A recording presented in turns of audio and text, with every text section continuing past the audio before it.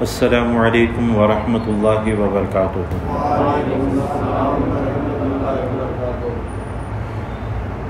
نحمدہ ونصلی علی رسولہ الکریم، اما بعد فاعوذ باللہ من الشیطان الرجیم، بسم اللہ الرحمن الرحیم۔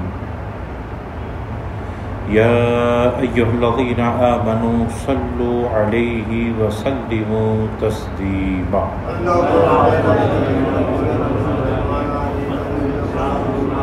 اللہم صلی علی محمد وعلی آل محمد، صلاۃ و سلام علیک یا رسول اللہ، صلاۃ و سلام علیک یا حبیب اللہ۔ آج احرام کے حالت اور احرام کے مسائل بیان کیے جائیں گے۔ مسائلوں کے بیان سے قبل احرام کے تعلق سے کچھ احادیثیں ہیں جس کو آپ سماعت فرمائیں۔ صحیحین میں حضرت ام المؤمنین حضرت ماں عائشہ صدیقہ رضی اللہ تعالیٰ عنہ سے مروی کہ میں رسول اقدس صلی اللہ تعالیٰ علیہ وسلم کو احرام کے لیے اور احرام سے پہلے اور احرام کھولنے کے لیے طواف سے پہلے خوشبو لگاتی، جس میں مشک تھی، اور اس کی چمک حضور صلی اللہ تعالیٰ علیہ وسلم کی مانگ میں احرام کی حالت میں گویا دیکھ رہی ہوتی۔ نبی کریم صلی اللہ تعالیٰ علیہ وسلم احرام باندھنے کے لیے غسل فرماتے۔ حضرت ابو سعید خدری رضی اللہ تعالیٰ عنہ سے مروی کہتے ہیں کہ ہم رسول کریم صلی اللہ تعالیٰ علیہ وسلم کے ساتھ حج کو نکلے، اپنی آواز حج کے ساتھ خوب بلند کرتے۔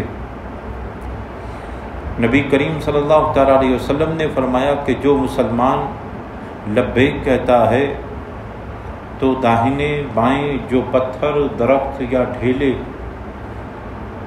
زمین تک جتنے ہوتے ہیں وہ بھی اس کی صدا کے ساتھ صدا ملا کر لبیک کہتے ہیں۔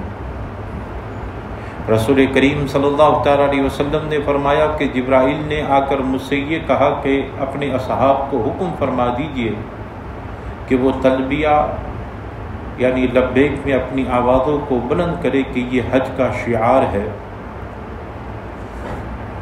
جب لبیک کہتے ہیں تو اسے بشارت دی جاتی ہے کہ عرض کی گئی کہ جنت کی بشارت ہے، تو صحاباؤں نے عرض کیا کیا یہ جنت کی بشارت ہے؟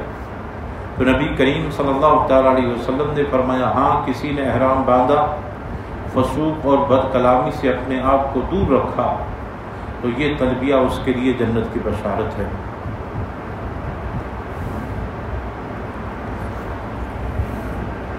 نبی کریم صلی اللہ تعالیٰ علیہ وسلم سے سوال کیا گیا کہ حج کے افضل اعمال میں سے کون سا عمل افضل ہے؟ تو اللہ کے رسول نے ارشاد فرمایا کہ بلند آواز سے لبیک کہنا اور قربانی کرنا۔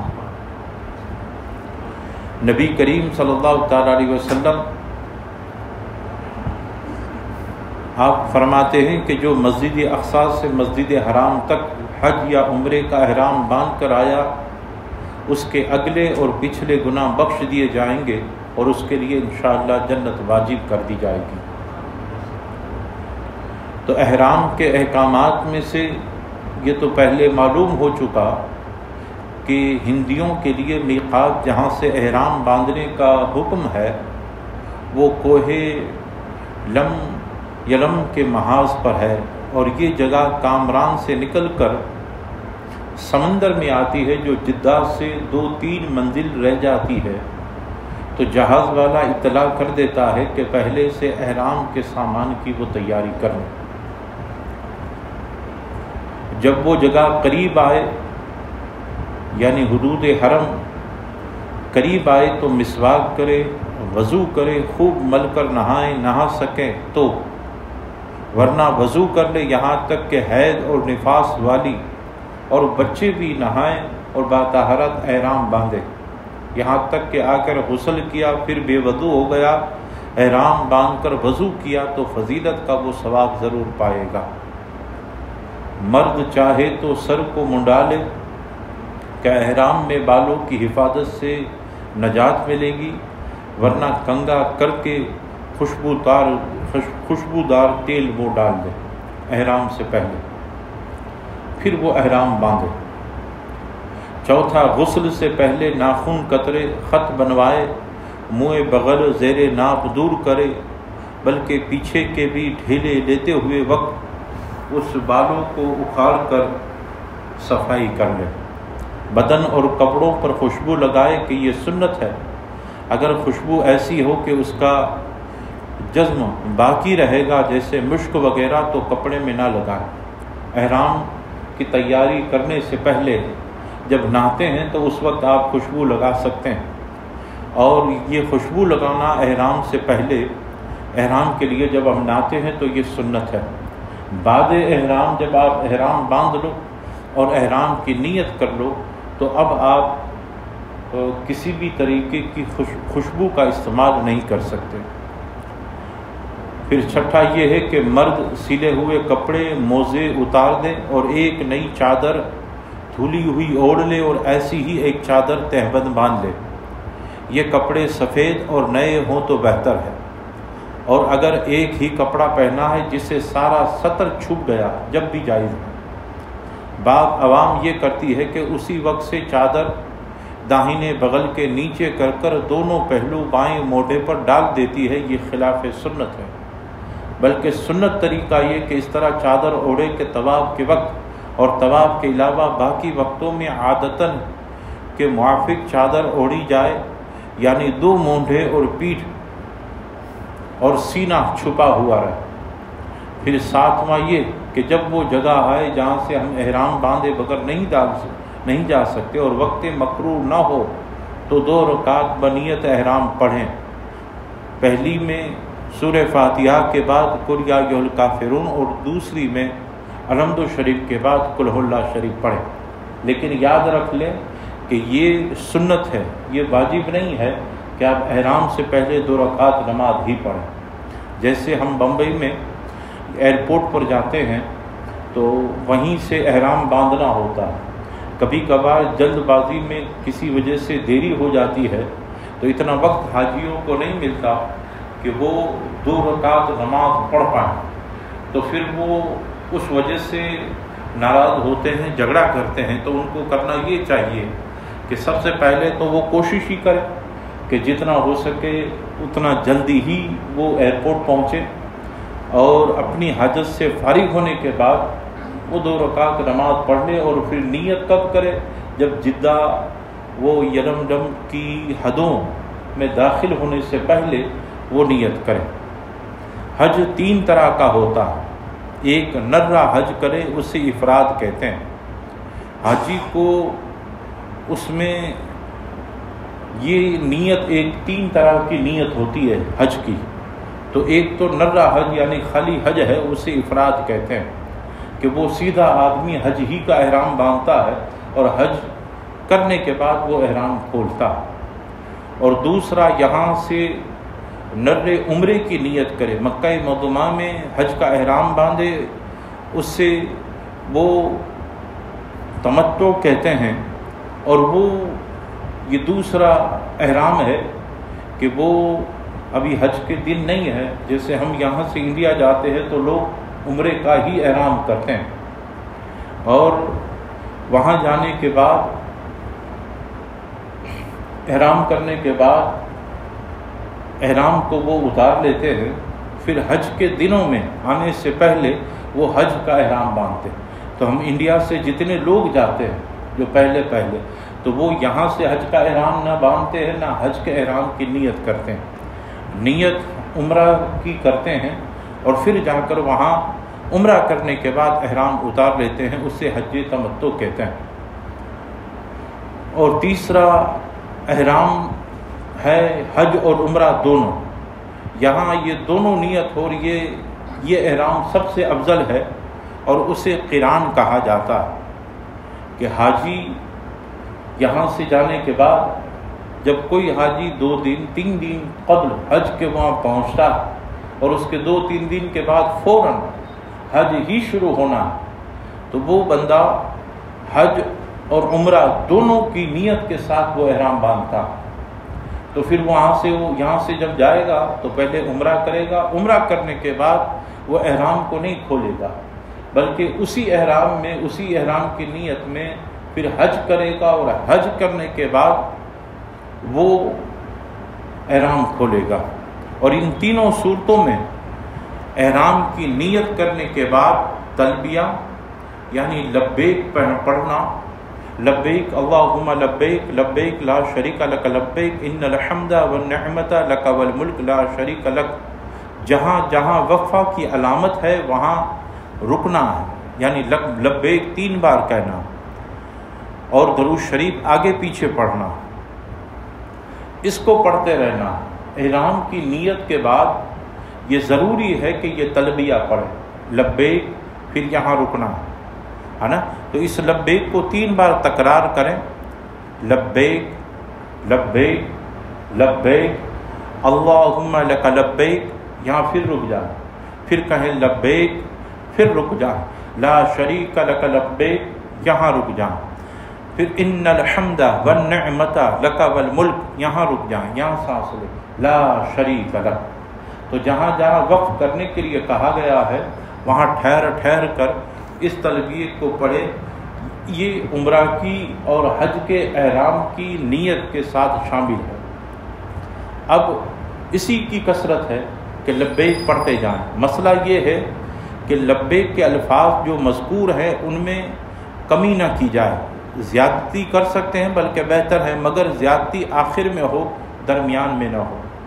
جو شخص بلند آواز سے لبیک کہہ رہا ہے تو اس کو اس حالت میں سلام نہ کیا جائے کہ یہ مکروہ ہے، اور اگر کر لیا تو وہ ختم کر جواب دے۔ ہاں اگر جانتا ہو کہ ختم کرنے کے بعد جواب کا موقع نہ ملے گا تو اس وقت جواب دے دے۔ اگر آپ کسی حاجی کو دیکھو احرام باندھے ہوئے ہے اور وہ تلبیہ پڑھتا ہے، لبیک پڑھ رہا، تو جب وہ لبیک پڑھ رہا ہو تو آپ کو سلام نہیں کرنا چاہیے، اس وقت سلام کرنا مکروہ ہے۔ کیوں؟ وہ احرام کی حالت میں جب لبیک کہتا ہے تو یہ عبادت ہی میں شمار ہے، تو جب وہ لبیک پڑھ رہا ہو تو آپ کو سلام نہیں کرنا ہے، یہ سلام کرنا مکروہ ہے۔ وہ اپنا پورا تلبیہ پڑھنے کے بعد، کلماتوں کو پڑھنے کے بعد جواب دے۔ اگر وہ جانتا اور سمجھتا ہے کہ اتنی دیر میں دونوں آپس میں آر پار ہو جائیں گے، نکل جائیں گے، پھر جواب دینے کا موقع نہیں رہے گا، تب وہ تلبیہ کے بیچ میں اس سلام کا جواب دے سکتا ہے۔ لیکن تلبیہ پڑھنے والے کو سلام نہ کرنا ہی بہتر ہے کہ اس وقت اسے سلام کرنا مکروہ ہے۔ پھر مسئلہ یہ ہے کہ احرام کے لیے ایک مرتبہ زبان سے لبیک کہنا ضروری ہے، اور اگر اس کی جگہ سبحان اللہ، الحمدللہ، لا الہ الا اللہ یا کوئی اور ذکر الہی کیا اور احرام کی نیت کی تو احرام ہو گیا، مگر سنت کہنا، لبیک کہنا یہ سنت ہو۔ گونگا ہو تو اسے چاہیے کہ ہونٹوں کو جنبش دے جو لبیک کے الفاظوں کو دہراتی ہے۔ احرام باندھنے کے بعد آپ کے لیے ضروری ہے کہ کم سے کم ایک بار تو ضرور لبیک کہے، تلبیہ کہے۔ اس کی جگہ پر اگر آپ نے سبحان اللہ، الحمدللہ یا لا الہ الا اللہ یہ پڑھا تب بھی صحیح ہے، لیکن لبیک پڑھنا یہ بہتر اور مستحب اور یہ صحیح طریقہ ہے۔ اور اگر کوئی آدمی گونگا ہے تو احرام باندھنے کے بعد وہ بولنے کی نقل میں جیسے ہونٹ ہلتے ہیں لبیک لبیک، ایسے اپنے ہونٹوں کو جنبش دے گا۔ پھر مسئلہ یہ کہ احرام کے لیے نیت شرط ہے۔ صرف کپڑا باندھ لینے سے نیچے کی چادر اور اوپر کی چادر آپ نے کر لی تو وہ احرام ہرگز نہیں۔ کئی لوگ یہ سمجھتے ہیں کہ بھائی غسل کر کر نہ دھو کر ہم نے جو یہ چادر پہن لی تہبند اور چادر، یہی نیت ہو گئی۔ نہیں، احرام کے لیے نیت شرط ہے۔ اگر بغیر نیت لبیک کہا اور احرام نہ ہوا، یوں ہی تنہا نیت بھی کافی نہیں جب تک کہ لبیک یا اس کے قائم مقام کوئی اور چیز نہ کہے۔ اگر کسی نے لبیک کہا اور نیت نہیں کی تو بھی وہ قائم مقام نہیں ہے، اور اگر کسی نے نیت کرنے کے بعد لبیک نہیں پڑھا تب بھی اس نے صحیح نہیں کیا، مکمل نہیں کیا۔ تو چاہیے یہ کہ احرام باندھنے کے بعد وہ تلبیہ بھی پڑھے اور وہ نیت بھی کرے۔ مسئلہ احرام کے وقت لبیک کہے اور اس کے ساتھ ہی نیت بھی ہو، یہ بارہا معلوم ہو چکا کہ نیت دل کے ارادے کو کہتے ہیں، اور دل میں ارادہ نہ ہو تو احرام ہی نہ ہوا۔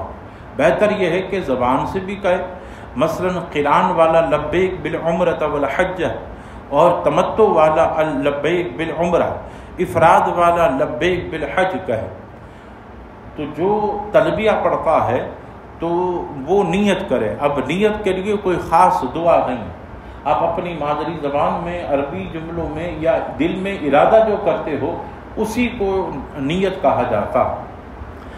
پھر مسئلہ یہ کہ دوسرے کی طرف سے حج کو گیا تو اس کی طرف سے حج کرنے کی نیت کرے، اور بہتر یہ ہے کہ لبیک میں یوں کہے لبیک ان فلاں، یعنی فلاں کی جگہ اس کا نام لے، اور نام نہ لیا مگر دل میں ارادہ کرے جب بھی کوئی حرج نہیں۔ اگر کوئی حج بدل کے لیے جاتا تو حج بدل کے لیے جب جا رہا ہے تو وہ جب نیت کرے گا، ارادہ کرے گا، تو اس بندے کا نام لے یا دل میں ارادہ کرے، یہ اس کے لیے نیت کے لیے کافی ہے۔ پھر مسئلہ یہ ہے کہ سونے والا یا مریض یا بے ہوش کی طرف سے کسی اور نے احرام باندھا تو وہ محروم ہو گیا، اور جس کی طرف سے احرام باندھا گیا وہ محرم کے احکام پر جاری ہو گیا۔ کسی ممنوع چیز کو اس نے نہ کیا تو کفارہ وغیرہ اس پر لازم آئے گا، اس پر نہیں جس نے اس کی طرف سے احرام باندھ دیا ہو۔ احرام باندھنے والا خود بھی محرم اور جرم کیا تو ایک ہی جزا واجب ہوگی، دو نہیں، اس کا بھی ایک ہی احرام ہے۔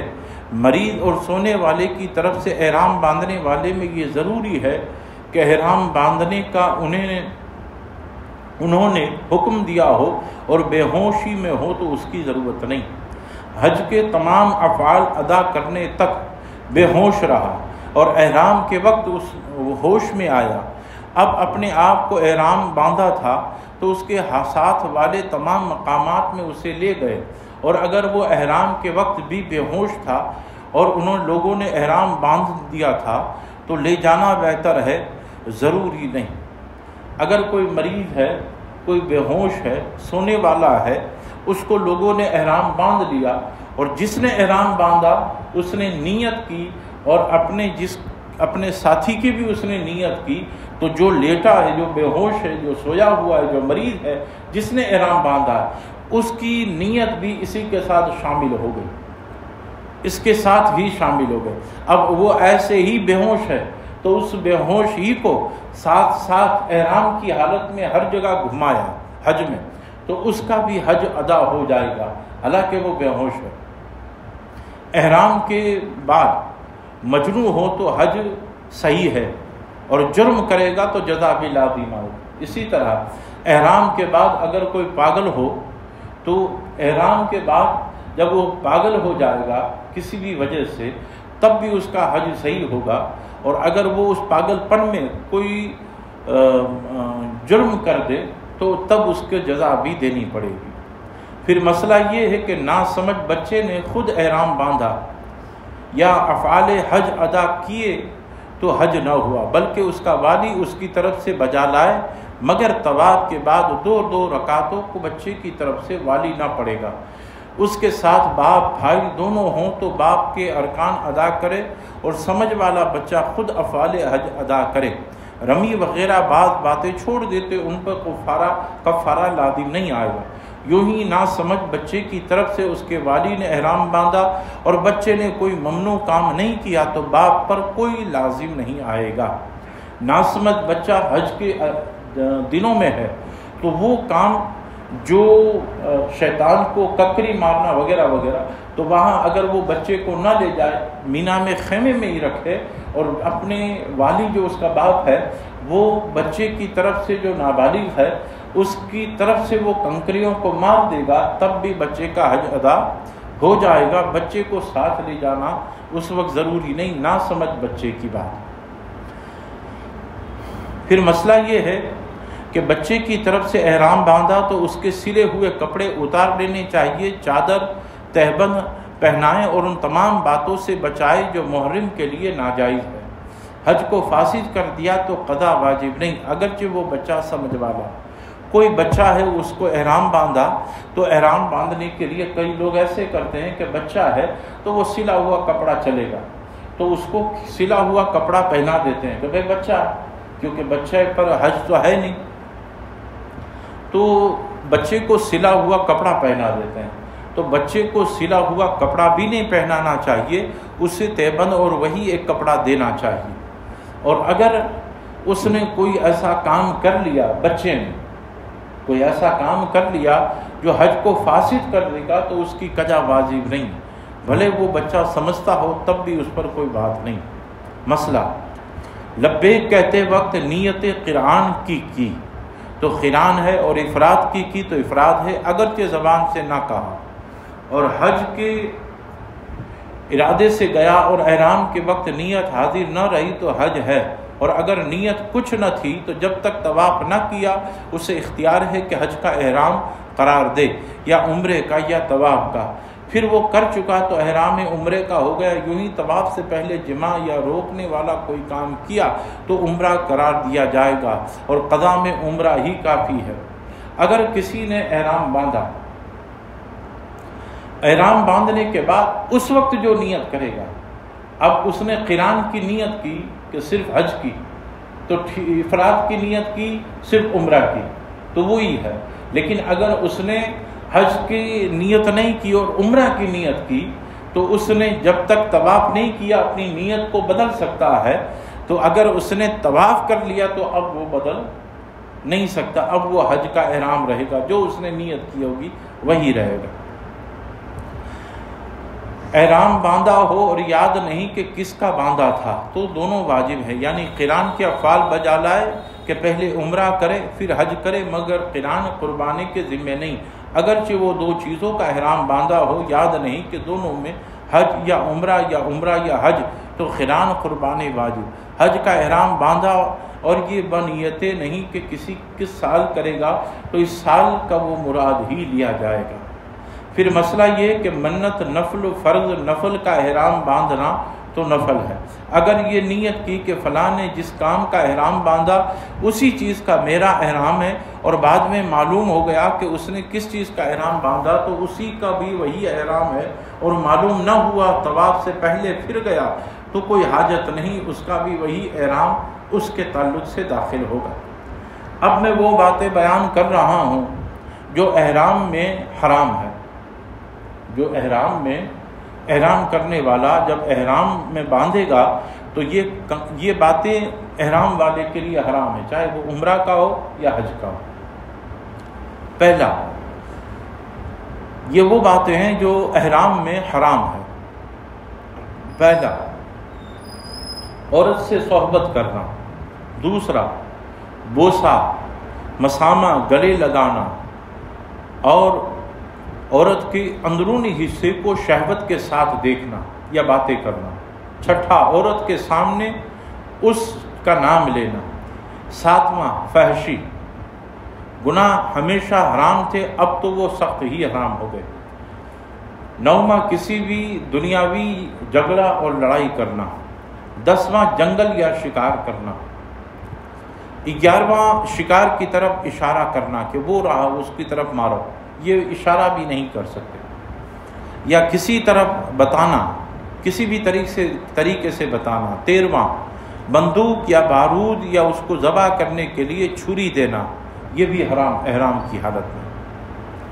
اس کے انڈے توڑنا یا پر اکھاڑنا، پاؤں بازو توڑنا، اس کا دودھ دوہنا، اس کا گوشت یا انڈے پکانا، بھوننا، بیچنا، خریدنا، کھانا، اپنا یا دوسرے کا ناخن کترنا یا دوسروں سے اپنا ناخن کتروانا، احرام کی حالت میں۔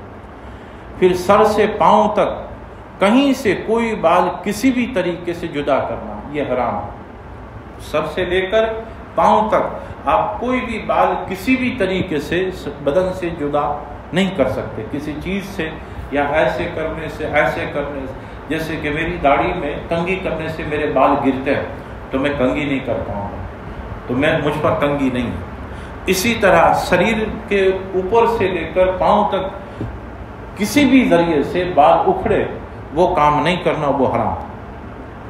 منہ یا سر کسی کپڑے وغیرہ سے چھپانا، حالت احرام میں منہ یا سر کسی کپڑے سے ڈھانک دینا یا چھپا دینا یہ حرام۔ بستر یا کپڑے کی بغیچی یا گٹھڑی سر پر رکھنا، تھیلا گٹھڑی وغیرہ احرام کی حالت میں سر کے اوپر رکھنا یہ حرام ہے۔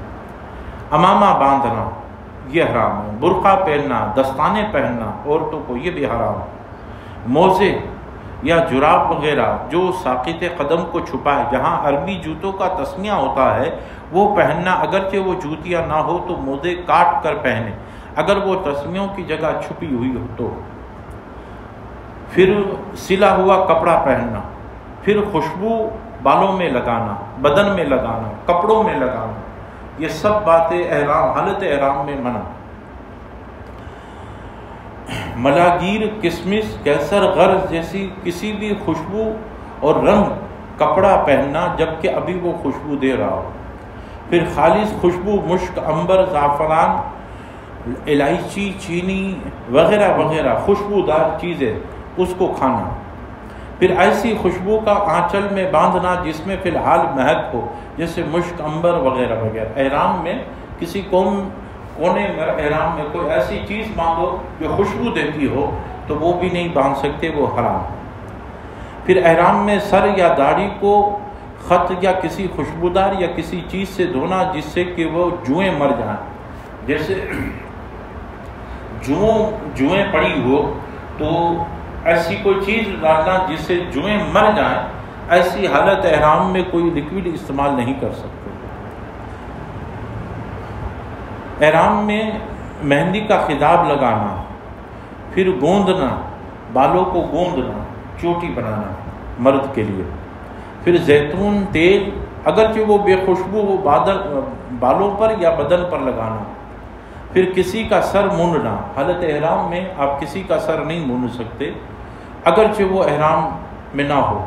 کئی لوگ ایسے کرتے ہیں، جیسے دو حاجی ہیں اور وہ عمرہ کرنے کے بعد، حج کرنے کے بعد پیسہ بچانے کی غرض سے یہ کہتے ہیں کہ بھائی تو میرا کر دے میں تیرا کر دوں گا، تو حالت احرام میں احرام والے کا بھی نہیں کر سکتے اور احرام جس کا نہیں ہے اس کا بھی آپ سر مونڈ نہیں سکتے۔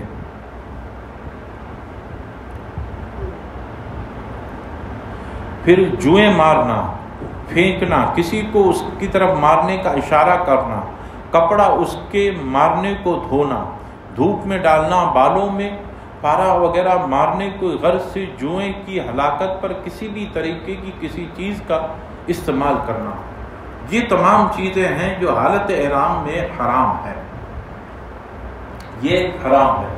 اس سے آپ کا عمرہ یا حج جو اگر آپ کا احرام مکمل نہیں تو حج اور عمرہ مکمل نہیں۔ جس طرح نماز کے لیے وضو اور غسل اور طہارت ہے، اسی طرح عمرہ اور حج کے لیے احرام ہے۔ تو احرام میں ان چیزوں کو اپنانا جس سے احرام میں حرام ہو، تو ان چیزوں سے آپ کا عمرہ اور حج میں خرابی لازم آئے۔ تو یہ حالت احرام کی پابندیاں ہیں، اور ان احرام میں آپ آرام سے ان چیزوں کو بھی نہیں کر سکتے جو حالت احرام کے علاوہ آپ آرام سے عام دنوں میں کر سکتے ہیں، جیسے یہ کھجوانا ہے نا، کہ آپ آرام سے حالت احرام میں آپ کھجا نہیں سکتے، نہ بدن کو، نہ ادھر، نہ چہرے کو، کہیں بھی آپ کھجا نہیں سکتے۔ اپنے سر پر سوئے جاگے آپ چادر، سامان، پوٹلی وغیرہ ڈال نہیں سکتے۔ اپنے ہاتھ سے اپنے بھائی کا، کسی کا جو احرام میں ہو یا نہ ہو، آپ اس کا سر مونڈ نہیں سکتے۔ جوئیں مارنے کے لیے کیمیکل ڈالنا، گرم تولیہ ڈالنا ہے نا، اس کا آپ استعمال نہیں کر سکتے جوئیں کو مارنے کی غرض اور نیت سے۔ اور کوئی بھی ایسا طریقہ ہو جو جوئیں کو مارنے کے مقصد سے ہو تو اس کو نہیں کر سکتے۔ جیسے عورتوں کے بال ہوتے ہیں تو وہ احرام میں ہوتی ہے، تو جوؤں کو مارنے کے لیے اگر وہ تیل کا بنا خوشبو والا استعمال کرے، کوئی لکوڈ کا کرے، وہ نہیں کر سکتے۔ اور اگر ایسی کوئی پین ہے، کوئی ایسی چادر ہے کہ جس سے وہ جوؤں کو دبائیں یا مارے، اس کو بھی حالت احرام میں وہ نہیں کر سکتے۔ تو یہ کچھ احرام کے مسائل تھے جو آپ کے سامنے بیان کیے گئے۔ اللہ رب العزت کی بارگاہ میں دعا گو مولا کریم ہم تمام حضرات کو بھی احرام کی سعادت نصیب عطا فرما، اللہ کریم دونوں حرم کی زیارت نصیب عطا فرما، اور پروردگار عالم مولا کریم تمام مسلمانوں کی جان مال ایمان اور آبرو کی حفاظت فرما۔ اللہم صلی علی محمد وعلی آل محمد صلاۃ و سلام علیک یا رسول اللہ، اللہم ثبتنا علی الایمان، اللہم ثبتنا علی دین الاسلام، اللہم ثبتنا علی تلاوت القرآن، اللہم بحرمت سید الابرار، اللہم بحرمت غوث الثقلین، اللہم بحرمت خواجہ الخواجگان، یا ایھا الذین آمنوا صلوا علیہ وسلموا تسلیما۔ صلی اللہ علیہ نبی وآلہ صلی اللہ علیہ وسلم، صلاۃ و سلام علیک یا رسول اللہ، آمین آمین بجائے کا سید المرسلین برحمتک یا ارحم الراحمین۔ اگلے جمعے کو اصلاحی پروگرام میں قربانی کا سلسلہ شروع ہوگا، اگلے جمعے سے قربانی کے تعلق سے بیان ہوگا انشاءاللہ۔